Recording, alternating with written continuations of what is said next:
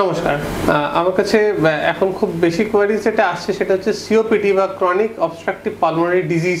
এটা কি বা এটা কীভাবে আমাদের হয় বা কি ক্ষতি করে। সিওপিডি আমাদের লাংসের সমস্যা।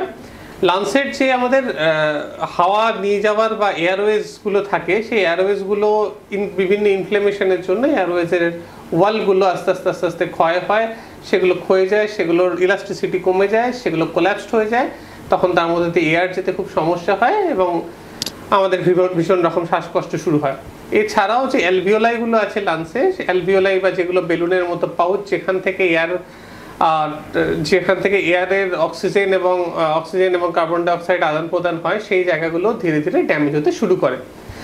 তো প্রথমে বলে রাখা দরকার, সিওপিডি একটি ইরিভার্সিবল অসুখ। মানে সিওপিডি এমন অসুখ নয় যে অসুখটি একবার জ্বরের মতো ওষুধ খেলাম, সেরে গেল, ঠিক হয়ে গেল, আবার নর্মাল হয়ে গেলাম। সিওপিডি কিন্তু এমন একটি অসুখ যেটা কিন্তু সারা জীবন আপনাকে ভোগাতে থাকবে এবং ধীরে ধীরে ধীরে ধীরে খারাপ হতে থাকবে।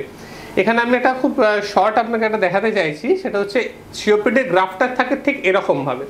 অর্থাৎ এইটা যদি আমাদের লাংসের রিজার্ভ হয়, এটা যদি আমাদের টাইম হয়, তাহলে প্রথম যদি আমরা খুব ভালো লাংসের রিজার্ভ থেকে শুরু করি এবং সিওপিডি যত সময় যাচ্ছে তত দেখুন ভালো খারাপের মধ্যে দিয়ে কিছু কিছু খারাপ সময় থাকে, আবার কিছু কিছু ভালো সময় থাকে, কিন্তু আস্তে আস্তে আস্তে জিনিসটা নামতে একটা সময় গিয়ে কিন্তু একদমই খারাপ বা এন্ড স্টেজ জায়গাতে পৌঁছে যায়।